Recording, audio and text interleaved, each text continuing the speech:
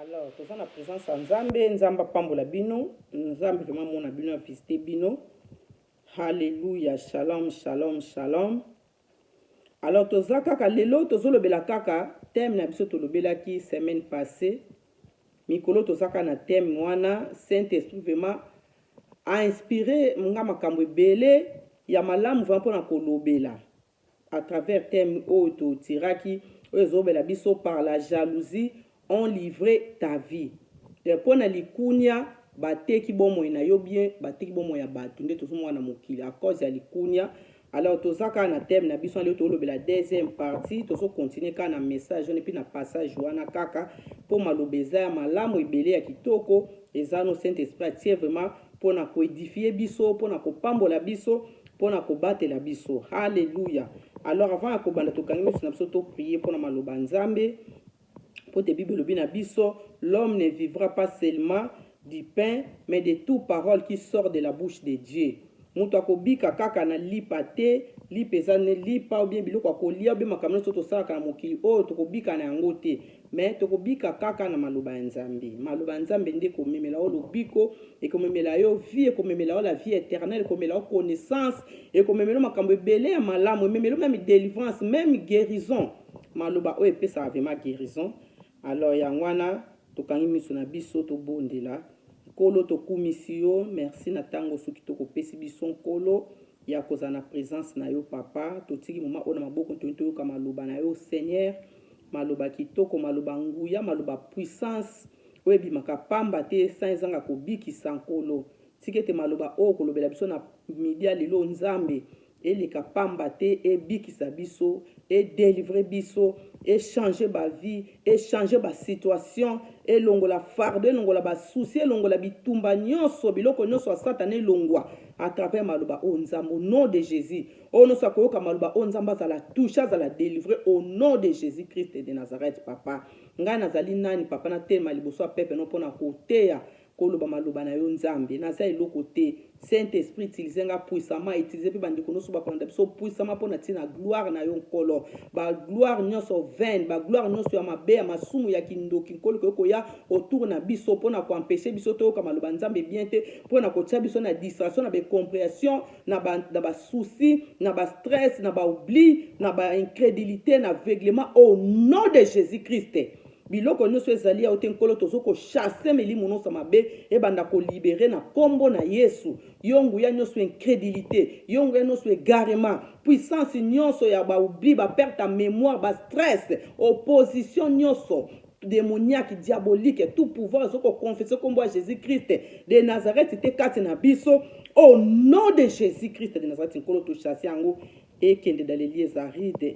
kolo to beleli reine na yo ya ko régner et à dominer katina bison kolo volonté na et salema les lobi pe libérer na libéla au nom de Jésus-Christ de Nazareth nous avons ainsi prié gloire et louange à toi Seigneur Jésus-Christ merci Seigneur Jésus-Christ amen amen amen. Alors tout ça qu'on a thème na biso na vraiment par jalousie ont livré ta vie ou bien par jalousie na lingala par jalousie bateki bomoi na yo ou bien bomoi ya bato. Alors jalousie ezali vraiment arme moko munene o ennemi azoko utilisaka pona ko détruire bato pona ko bebisa même bato bebisa ba relation ko panza ba famille ko détruire ba vie ya bato ko bato ba pasi ba problème na mkilo tozoko mona ezoko salema à cause ya jalousie. Donc eza arme o Satan vraiment azoko utiliser. Alors tokeba na zuwa eza arme moko mabe donc so omoni ozaka na zuwa longola yango kati na mutema no poko tinda osala bato mabe ko tinda yo o trahi baningo boma bato o na ba innocent bato to so moi même Yesu akufeka zalaki innocent. Alors ça vraiment arme moko mabe Satan a utilisé ka vraiment to longola yango kati na biso mitema na biso za mala. Alors to fungoli maloba Nzambe to saka na passage na biso na Matthieu chapitre 27 les autres banda à partir à 19 à partir de 19 tina 23. Alléluia. Non, tina 20, tina 25. À partir de 19 tina 25, j'ai lu au nom de Jésus à l'attentif. Pendant qu'il siégeait au tribunal, sa femme lui fit dire qu'il n'y a rien entre toi et c'est juste, car aujourd'hui j'ai beaucoup souffert en songe à cause de lui. 20. Les principaux sacrificateurs et les anciens persuadèrent la foule de demander Barabbas et de faire périr Jésus-Christ. 21. Les gouverneurs prenant la parole leur dit, lesquels des deux voulez-vous que je vous relâche? Ils répondirent, Barabbas.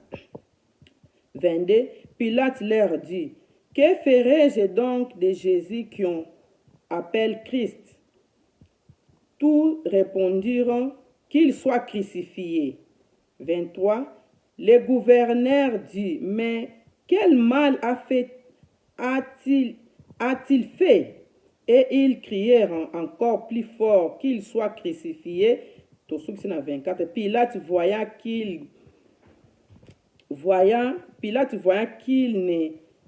gagnait rien, mais que le tumulte augmentait, prit l'eau, se lava les mains en présence de la foule et dit, je suis innocent du sang de ces justes. Cela vous regarde. Alors, l'autre soukiawa, comme ça, semaine prochaine, on continue sur les restes. Nous avons pas la bino vraiment, na maluba autotikoyoka, na zoksa l'introduction. Alors, Bible le bina pendant que bazalaki na prière pour vraiment qui est sur Masia, ba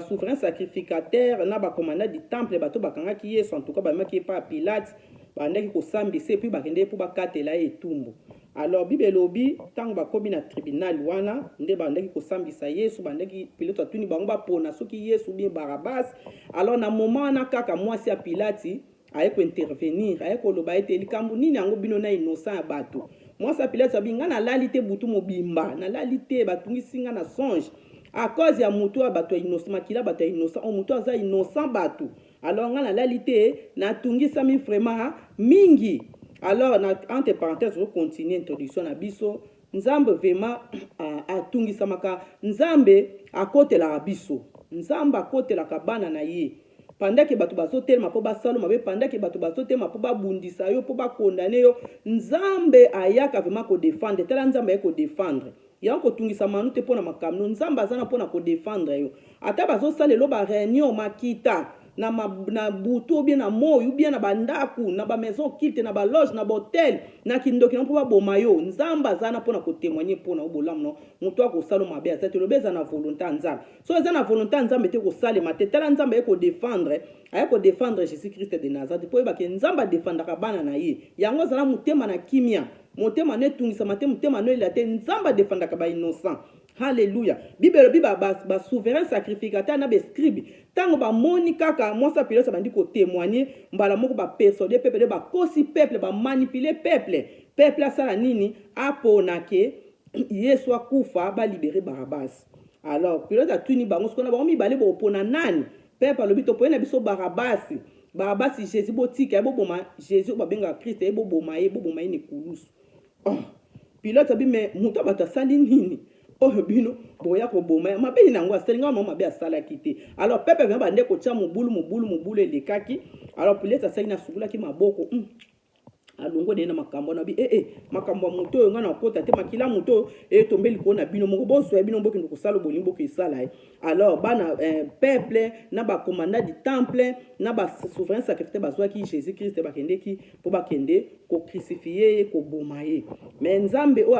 nzambe na biso o ya batela ka biso nzambe wa défendre ka ba innocent azan nzambe wa défendre ka ba juste. Alléluia. Bible bina Psaume 34 verset 20. Les malheurs atteignent suivant les justes, mais l'Éternel les délivre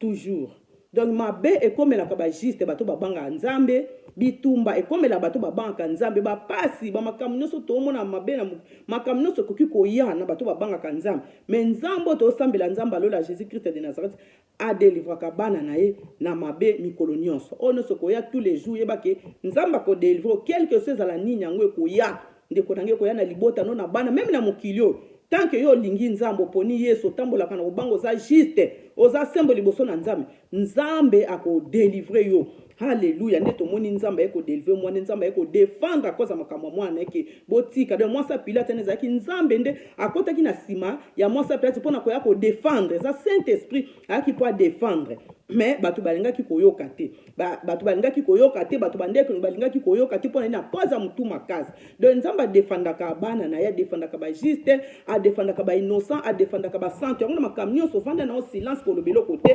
To moni Yesu tango bakangaki ye. Bible bina Matthieu 27 wana kaka na partir verset 1er tina verset 20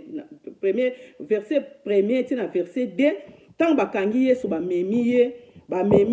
na ba souverain sacrificateur na ba commandant du temple ba memi Yesu. Alors est-ce que bakende ki baki kosala likita basangani baki kosala likita bakangi Yesu baki basaleli likita basaleli complot contre Jésus-Christ pour ba bomaye. Alors attends ba si soit na Bible lobi ba lia ki ba memi pa Pilate. Au moins na mokili tozali za na batu o bazo sala batu makita bazo sala ba complot bazo sala makita po batu ba kufa na mokili bazo sala ba complot bazo sala ba plan bazo préparer makambo ya mabe pona batu ba beba batu ba kufa batu ba sila nyonso tozo komona o zo sama na mokili même na libota no eza ba makambo so be tozo mona eza ba complot de salamaka ba vandeli likita ba vandeli mokili kita ba vandeli batu makita ah te en tout cas photo boma to mona maladi na guerre na nzala na bitumba na makambo ebele ba vanda ka déjà likita ba préparer yango po mabe koma na kati ya mokili mais nzambo tozo sambela ko aza juste a défendaka ba innocent a défendaka ba juste bible bitang ba vandeli su likita bo ba se ba meme pa Pilate ba ndi ko sambisa Yesu alobaki eloko te po alobaki eloko te po nani po Yesu amona kete makambo nyonso bazolo ba pona eza makambo lokuta ala makambo nyonso tozo mwana mokili ezo salema oya mabe eza makambo lokuta yo mwana nzambe ko répondre à Satan te tozo mwana lelo ba chrétien bele Satan corrompre bango Satan belisi bango mitu bazangi kimia bazangi esengo so eka likambo ye abandi ko se défendre bandi ko loba abandi ko sala ba n'importe quoi même na basala nzambe bako mona likambo oyo eza makambo lokuta ya pamla batu so bandi ko publier ko loba ko sala boye to landa ba makambo pampa njozo ka mokili biso tozana pona ko loba makambo ya nzambe pona côté évangile pona côté avete pona côté ya sango malam même Jésus te tamba ndeko sambisa ye Pilate azo tuna yo zali mokonzi ta bakization ba pesi yo lobi ke yo zali mwana yo zali nzambe liko comme ça roi ozali brigand ozali boyebo est-ce que makambo ne za solo Yesu répondaki te habita makambo so bazoko kizo bazoko loba pona yo Yesu répondaki te loko moko te po ayebaki ete makambo ne sa mambo lokuta malade wana eza makambo lokuta bitumba nyonso tomona eza babiloko moko ce sont des mensonges Satan aza na nsima babiloko wana eza biloko ya lokuta okoki kolanda to tia na mutu na yo ozala na panike olenga oyo bazotonga eza makambo lokuta bazofinga eza makambo lokuta eza bahistoire moko fonde ndenge tomoni basouverain sacrificateur ava bakanga Yesu bakende kosambisa bakende koboma bakoselaki ye makambo nyonso tomona mokili mabe eza makambo lokuta bafonde ngo ka po bamoni so pasi po balelisa yo po babundisa yo po batungisa bomoi na yo koyoka makambo ya mabe te kolandaka makambo mabe te kotalaka makambo mabe te koconsideraka yango te bapasi ozomona bitumba ozo chômage o pauvreté o stérilité o bandota mabe bamari de nuit bataki makambo nyonso ozomona mabe na mokili koconsideraka yango ta partir eza makambo lokuta le diable afondaka yango po abundisa yo mpona kojuge yo kaka mpona ozangisa yo trouble mpona baluka nzela ya kokondane yo yango moni bayaka na babiloko wana maladi epo baluka nzela eza biloko ya lokuta Yesu alandaki makambo basouverain sacrificateur na bakomanda du temple bandeki koloba te po ayebiki eza likita ya bandoki esi bavandelaki bakosele makambo po aluka nzela ya koboma ye alors Yesu alandaki arépondaki te mais ntango Pilate aye kotuna ye alobi yo oza mwana nzambe Yesu aye korépondre abi oui olobi yango yo moko ozoyoka Yesu ya makambo ya vérité yango yokoki ko répondre moni Yesu tango balo makambo eza solo ki yaza mwana nzambe a répondre mwana nzambe aloba makambo eza vérité mwana nzambe alandaka makambo eza vérité mwana nzambe atatolaka makambo eza vérité mwana nzambe alingaka makambo eza vérité Hallelujah makambo eza ozomona oyebi makolo na kubaboko te soki esika nini ewuti ebandeli wa peza api okende olanda yango pourquoi okokota yango mpona ne malade ene esika ewuti eyebani te bitumba oyo tomonaka makambo ye ekwei tokenda yango mpona makambo lokuta yo kolanda makambo eza vérité ozomonaka eza na bible nzambe akomi yango yo koloba yango yo kotémoigner yango yo kotatola Yesu alobi wi Pilate yo moko olobi yango kenga na mwana nzambe naza vraiment mwana nzambe ya solo Yesu répondre c'est ça biso bana nzambe nous sommes là pour témoigner Jésus pour témoigner vérité. Alléluia. Makambo apa pamba to landaka te. O ezanga tina ona o Satan azwa ngona mukilo to landaka te. Wana Saint-Esprit mutu a défendaka biso nango. Saint-Esprit mutabundela biso nango po makambo no tozomona mokili bibelo bibi eza ba bitumba eza ba komba ono tozomona ka ba passion no tozomona vino tozomene wana mama bando bota mokola vino sobomenaka na famille na bino eza ba bitumba bato bakanisa bitumba eza guerre boyeboye non bio bitumba eza bitumba ba malade eza bitumba ba pasi eza bitumba ozomona ba guerre tozomona eza ba bitumba ya satana ozoyoka baliwe ezoyela bato briske bato bazokokufa bato bazobeba briske kaka bo makambo eza bakomba ya satana alo bitumba oyo tozobunda na mokili oyo eza bitumba moko eza ya mai na makila te mais eza na milimo mabe dans les lieux célestes alors yo kobunda na milimo mabe te mutabunda na satana ezali nzambe ye moko molimo mosanto azana mpona kobundelo devant diable devant bandoki devant makambo tu biso tozokomona yo ozala na silence Bible dit gardez silence, l'Éternel combattra pour vous. Exode 14. Gardez silence, maman. Makambo na sozo mon. Gardez silence. Pona bon moyen yo. Pona libala no pona libota no na makambo tout. Nous avons besoin de garder silence. Oti ka nzambe mo kwa combat. Nzambe mo kwa bunda. Po nzambe biko bunda malam. Nzambe biko loba malam. Yo za maloba moko ebele te olobsaka loba moko mi balo suki. Yo eba ko loba na ba tribunal o kokate. Prince de ce monde juge. Alors nous avons besoin de Saint-Esprit pour na kolobela biso. Yesu alobaki eloko moko ta répondaki bandoki wana te bo bakosela ki makabo bakangi bakendo bon a répondaki te. Mais mutaki ko répondre za ye moko nzambe Saint-Esprit. Et yango Bible lobi na biso batu na Matthieu chapitre 10 ko bana verset 17 ti na 20 Yesu azoba na biso toza yango toza mayele na batu. Po batu bako livrer biso batu bazo livrer ka baninga na bango kanti bata musika batu ka ya nation na yo moko pe misu pesa bata musika misu pesa bata pembeni Yesu batu bateka ki bata pembeni Pilate alobi tala ngana za juif alors batu ba memi pa na ngesa baninga na ope bandeko moko ba juif mutu ba memi pa na ngai ozoka pona sambisa yo esa bandeko na biso bazo ko livrer biso bazo teka biso po ba sambisa biso banyokola biso monta biso passe. Alléluia. Mais Yesu alobaki Yesu akiko répondre bango. Yesu bandeko na ngana bokonzi na ngeza bokonza mokili ote. Bokonzi na ngeza ali bokonza mokili ote poso bokonzi na nga ezaki bokonza mokili oyo na mokili ndebino bokangi nga ndebino bozo sala ngai bokonzi na ngana benga ngo ya eya ko bunda eya ko combattre bino bolinga bokoka bokonzi na ngate mais ngana bokonzi na ngeza bokonza mokili ote yango bosala ngai bo ozo mwada makambo no sobso tozo mono bato bazo teka biso bazo livrer biso ozo mona po toza na toza bata mokili o te toza ya bango te yo za bandoki te bango oza na likita ba maticien te bata mabete oza na kati na mata moni bazo bundisa ko poza na lokwa nzambe poza ya Jésus Christ oza ya nzambe yango moni bazo ko combattre mokili bazo combattre ba innocent bazo beba innocent bazo kufa so tozo mona mokili o bato bazo beba mingi bato bazo kufa bato bazo kwa misaka ba innocent bato malamu bazo tikala na tozomona ba guerre zo ba innocent bato bazo kufa bato bazo luka ba problème ba mikondi bazo lia bazo mel mais nzamba za juste na likolo un jour nzamba ko juger bango ata lelo ba mona ki bango lobi ba oba renia ka ba kenda wapi nzamba ko juger mokilo ko juger mutu nyonso azo ko sala mabe mutu to akoleka na jugement. Alléluia.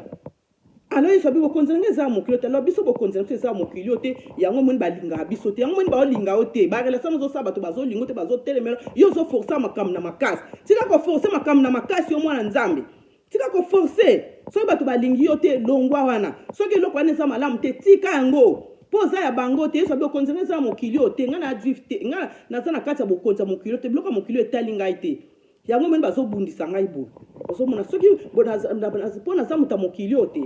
Alléluia. Pour ça zaki muta mokili oyo balinga basala ngai boete mais loko na za mutu alongo bazo sala so bina benga bokonzi na nge ya eko ya ko bunda menga na muta mokili ote mo bokonzi na nge ya ko défendre ezate mais psikoyo ezate. Alléluia. Alors tika bango basala tika bango basala po zaki tana bango atikela ki bango basala ayo tika ko se défendre bokonzi no za na lola nzambe muta défendre ka o bazo nyokola tika ba nyokola tika basala ezata bandoki même tango Yesu baki ko kanga Yesu bina telaki na bino nazalaki na beglise nazalaki na temple na bande koteya nazalaki na bino na banzela partout na bande koteya sango malamu mais bokanga ki ngai te lelo nde boyo ko kanga nga po ekomitana bino lelo nde komitana moni tango makam o mona ovandi bien o bandi vino bio botami bio koli o komina age mona tango ekomakambe komiko ya bitumbe ye po ekomitana bango ba ye tana bango o moni tango ina to sali be fort o sala nini o simba te tika ta nzambe zali ta ekosaka te ta ekosaka te mama. Alléluia. nyonso ya mokili ozomona ekosaka me temps ekosaka te na temps nzambe vérité eyebana ata mutu akoseli mutu makambo eleki bambula eleki 10 à 20 ans même ata kutu 100 ans un jour nzambe akolakisa vérité ke mutu ala mutu asalaki boye alors temps ya bango eza temps ténèbre ya mosusu bazosala misala na bango temps me temps nzambe ezali nzambe atelemaka mutu asuka atikaka bato basala me ye ayaka kosukisa nyonso kolasaki ye ndi mutu azali nzambe halleluya alors mpo na jalousie nde teme na biso tozoloba lelo par la jalousie on livre ta vie balivre bavie ya bato ebele à cause ya jalousie mokili ezokobeba mokili ezokokufa mokili ezokokweya mpo na nini satana alingi te bato bazala malamu yanga zoko combattre alors biloko nyonso tozomona eza ennemi alors nzambe abundelaka biso bana na ye abundela biso bana na ye na nzela molimo mosantu alors na makambo ezokolekela yo makambo ozomona ozokoka te tikaka belelaka molimo mosantu asunga yo nous avons besoin du Saint-Esprit alléluia ye aza molobeli na biso Saint-Esprit aza mosungi na biso Saint-Esprit azali mobikisi na biso alors na Jean chapitre 16 verset 8 tina 11 Bible bitan molimo mosantu akoya akoconvaincre biso mokili concernant les péchés, concernant la justice, concernant le jugement.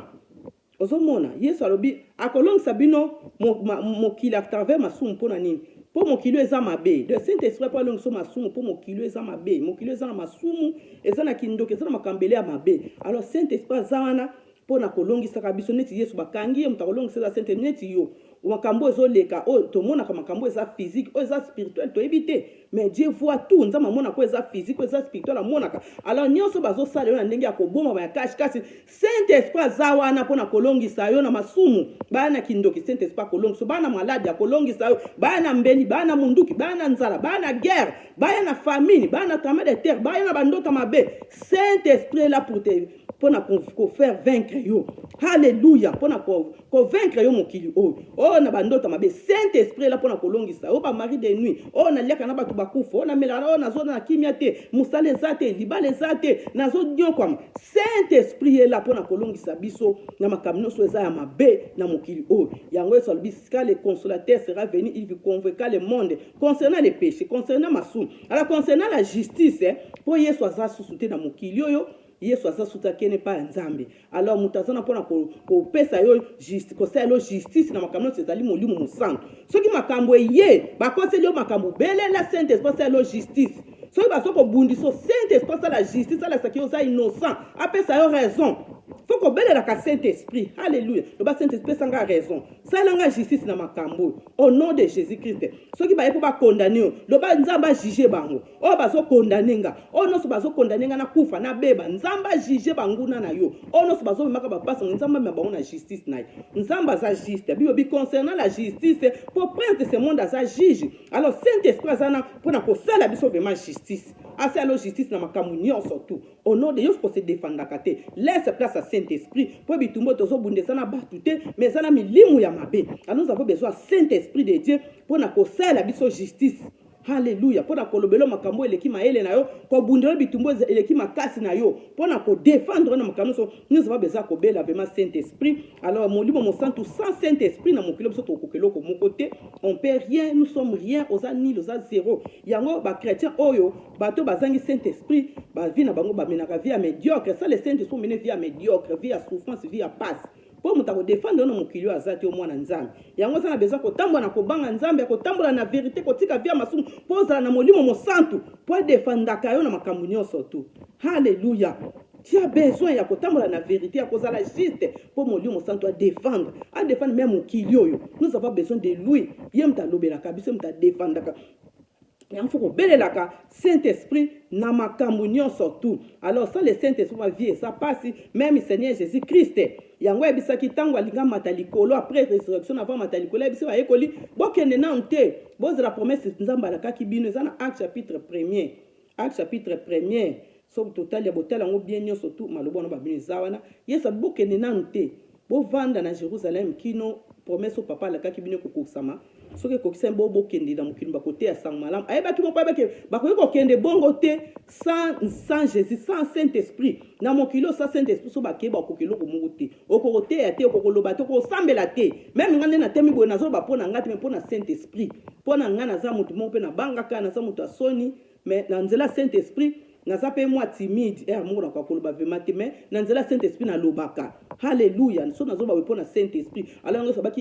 bon, c'est le Saint-Esprit. Tant qu'on quitte la Bible, on soit puissance pour aucun. On a besoin du Saint-Esprit dans toutes les choses. Mon Dieu, nous sommes disposés à pour yo. Senga na nzamba opesa yo, ango soko na été. Nzamba mta pesa ka don wana Saint-Esprit. Alléluia. Soko sur Saint-Esprit on kokena to monde même na ba Pierre. Tant ba sur Saint-Esprit comme côté à sangwana batu bazaki ba kobanga, batu bazaki olenga kuta wangana kina Yesu. Mais tant sur Saint-Esprit, Pierre akoma kisuko banga te, abande suko wanga na makambo ya Nzambe. Ta komi kondimeta zaki na Jésus-Christ. Pierre a teya mukola Pentecôte, Pierre a teya 3000 personnes ba bongola mutema, ba ndimela Yesu. À cause de la puissance de Saint-Esprit. Saint-Esprit alongola la soni, alongola kobanga, alongola biloko no soma be ko sale la Nzambe côté à sang malamba to ba okama me ye wana yete. Eza yo to mona kite bande ko wanga na Yesu me ye wana.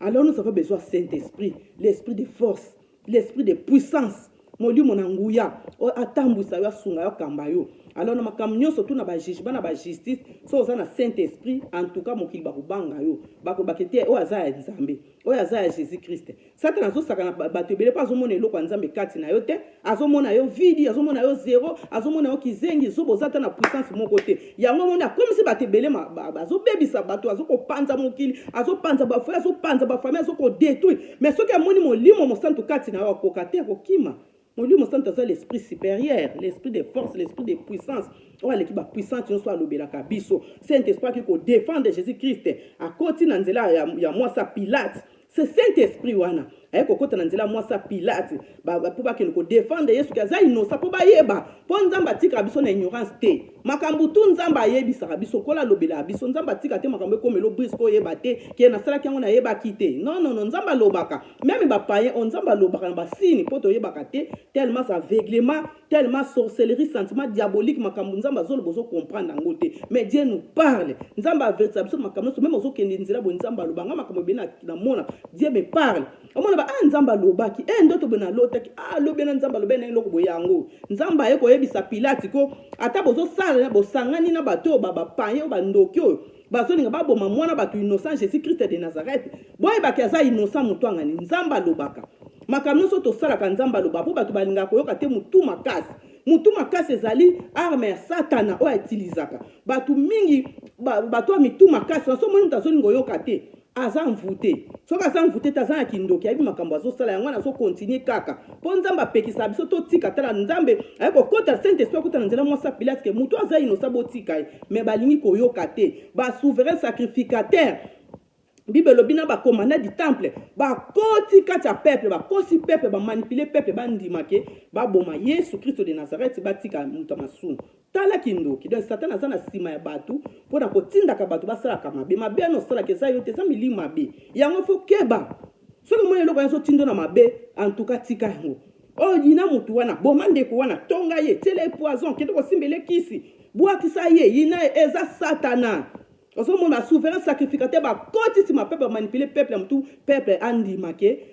Yesu akufa batika innocent kufa bandima na mutu masumu tala bilo Satana azo sala kati ya batu bizana Bible nzamba lobela biso polena na makamu na ye nkolo bombela biso eloko te biso moko tozana kati ya ignorance bana nzambe tozana kati ya venga tolingi vérité te yangana tozoko bunga be mon peuple péri faute à connaissance. Alors nous avons besoin ko yebaka makambo ya nzambe bien alors moyini akosakanela yo takosaka ni bana no ni libota na yo fa beto banda koyo ko yebaka eza moyini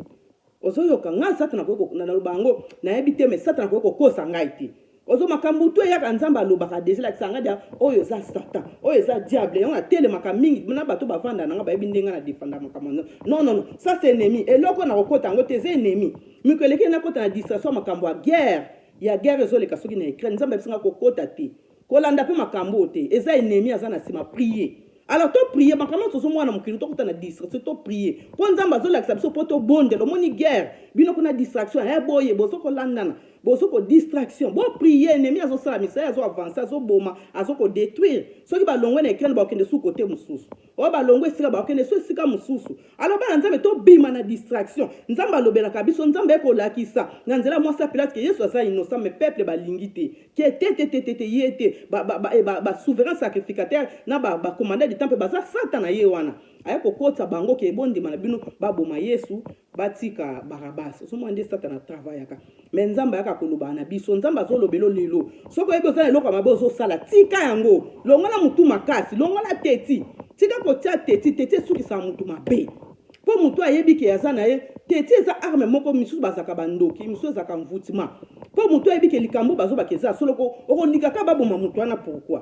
okolingaka mpona bato misusu bazayebi ke eloko wana azosala eza mabe eza mabe eloko wana azosala bazopekisa tika azokontinue kaka kosala azokontinue kaka kosala po ayebi eloko azosala mabe wana ya moniki ba misusu bazaka bandoki bato ya mitu makasi po ayebi ke nazoniokola bango ayebi ke bitini azosala eloko wana kaka mabe po aboma moninga po aniokola moninga me nzambe adefandaka bainosa adefandaka bana na ye yo ozomona ke baomona nga te moto akoloba na nga aza te me nzambe atelemaka mpona kodefendre. Halleluya. Alors totika mabe totika mutu makasi nzambe alobi ke ye saint esprit koloba na nzela mwasi Pilate peuple aboyi ko bato bazaka te tika mobali ya bato linga olingi te obomi libala bato tika koyiba olingi te tika kotonga tika lokoso tika kindoki tika kotiela bato bapoison tika kotiela bato bakisi tika koniokolaka bato na mokili botika makambo mabe na mokili basala nzambe butu moye bazokoteya verité me bato balingi kobongola motema te a cause ya te tipo eza ara moko satana tiaka kati ya bato mpona koma bato na lifelo yo moto oza complicité na satana bokee na lifelo na ye.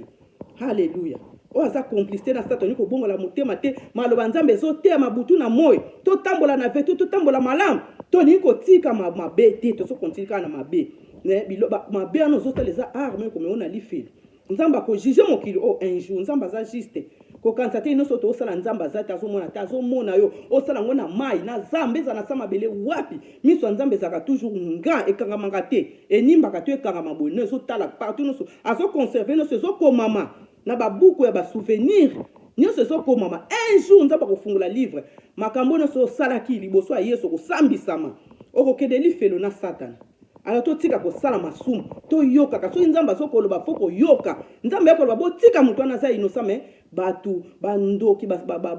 bato satana akotaki deya na mitema ngo balingi koyoka te balobi fo baboma kaka yesu batika bainiso tozomona bainnocent bazokufa bato mabe bazotika na mokili bato mabe bazotikala mpe mokili ezokende kaka na koma tomona mokili eke kaka na kobeba bato bokende kaka na kobeba makambo mabe ezokontinue kaka mpo bato mabe bazotikala bazosala misala yango bana nzambe totelema na bapriere makambo nyonso tozomona ono ozomonaka na vie na yo c'est pour la prière c'est pour oluka elongi ya nzambe nzambe asala nzambe adefendre yo. Halleluya. Alors basouverain sacrificateur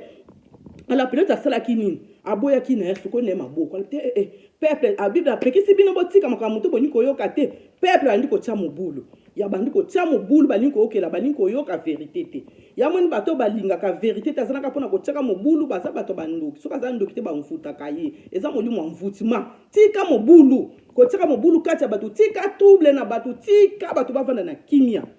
Halleluya. Mobulu eza biloko ya satana tokomona bote na maseke me ayaka na mobulu ayaka na baguerre ayaka na bamakambo bamaladi ayaka na baaksida aka kopanza bafoye tosomona bafoye ezokufa bato koyinana lika moke kaka boye ebimi bato bapanzani mwa discussion ya moke kaka boye libala ekufi mwa makambo apamba satana ayaka na batrouble na makambo nyonso tozokomona bio bipeple bandi kosala mobulu bilese ntango moni mobulu eleki peple alingi koyoka ta sukoni maboko aki atiki na ye makambo maboko eboma ye makila na etombeli likolo na bino peple bandimaki yango. Alors satana ayaka na mobulu yango bima esika mobulu ezali bima so moni libala noke mobulu bondela nzambe soso kotaki mobala na bala yo prier nzambe ako arrêter ko stopper soki mona no bali nano bala na mutu to bien no sali nano pela relation